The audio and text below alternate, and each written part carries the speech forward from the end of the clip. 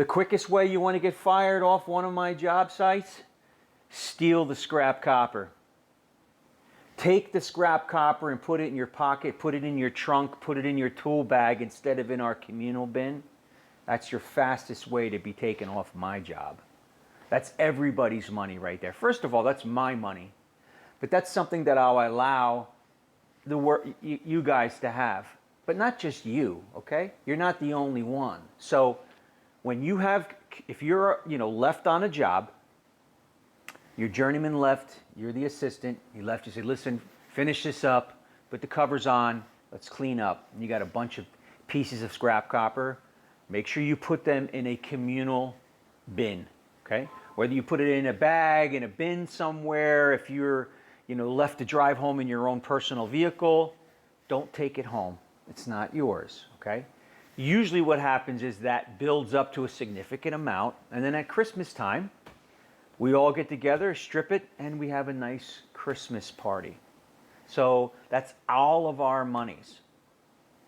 And if you want to do a G job, okay, you young folks out there, what is a G job? A G job is a nickname for government job, your own job, whether it's a side job or something you want to do at home as a hobby, or you need some work. You need a GFI, you need an outlet, you need wire.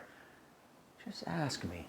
You think I'm going to say no to you if you need 20, 50 feet of wire, a box, and a GFCI receptacle, a breaker? I'm not going to say no to you. But you want to get out quick, just start taking it. Start putting it in your car, and all of a sudden it's gone, especially if it's the last one. And I know I have one last GFI that's ivory color, 20 amp. I know I have one and I need it tomorrow. I show up, it's gone. So that's the other thing. If you do get permission to take something and it's the last one, if we don't need it in the near future, okay, you take it, but let me know so I can have it replaced.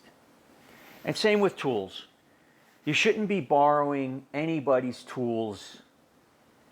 I know it's one thing when you're right next to someone, hey, give me your screwdriver. Okay, that's one thing. But if you're constantly asking for tools from your coworkers, you need to start investing in your tools. And don't go buy these cheap tools.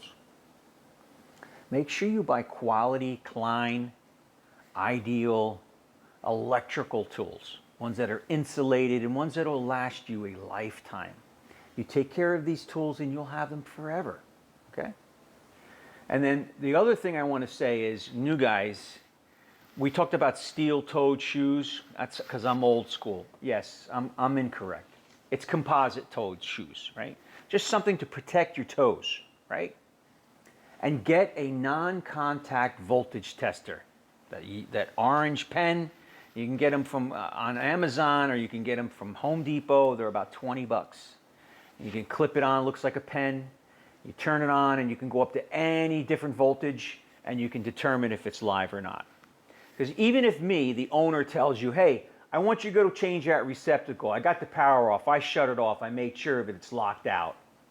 I still expect you to go up to that receptacle with your tester and test it. Test me. Make sure I'm right.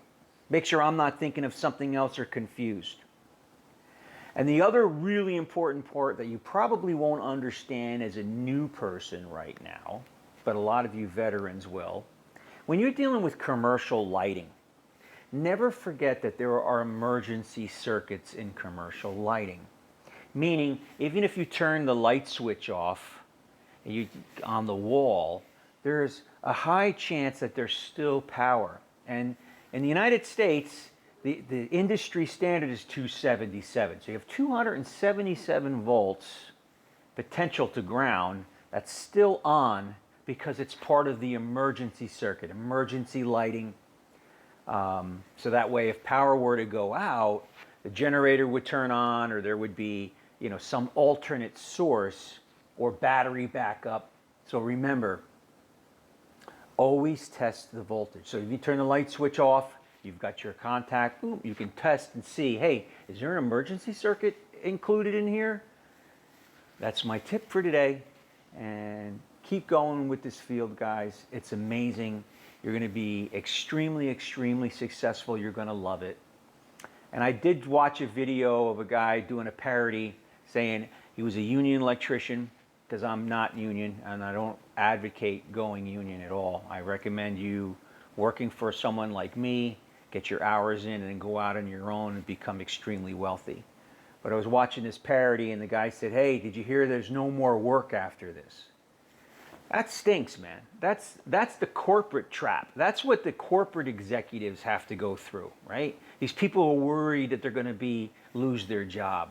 And you'll never have that as an independent business owner. Now, you're going to get slow. Of course you're going to get slow. But there's, it's just part of it. But that fear of saying, hey, if I'm making $80 an hour and all of a sudden I know next week I'm not, and I have to go to the hall, hope for another job, work with all new people, that's disruptive. And I'm going to be thinking about that when I go to bed at night. I don't want to think about that. I want to have enough money in my account where that if I don't have a job, it doesn't matter to me. I can go clean the shop. I can learn a new skill. So if you get slow, go learn a new skill. Go pick up and learn network wiring. Learn fiber optic wiring. You guys ever terminate an LC connector? You guys know what that is? SC connector? I'm sure a lot of you do.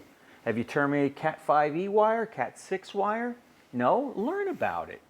Learn about an intercom system. Learn about card access control. So these are the things that will help you mentally get over the downtimes. And then you know what will happen? One day you're going to run into an opportunity and you'll be like, oh, I can do that. I can do that. Sure, I can run that access point for you. Sure, I can run that fiber to the desk for you. Sure, I can do an OTDR test on the fiber. So there's so many opportunities, guys, as an electrician for non-union electricians. You try to get a union guy to teach you all these other things. It will never happen. So be on your own, independent, start small, stay lean, keep your expenses low.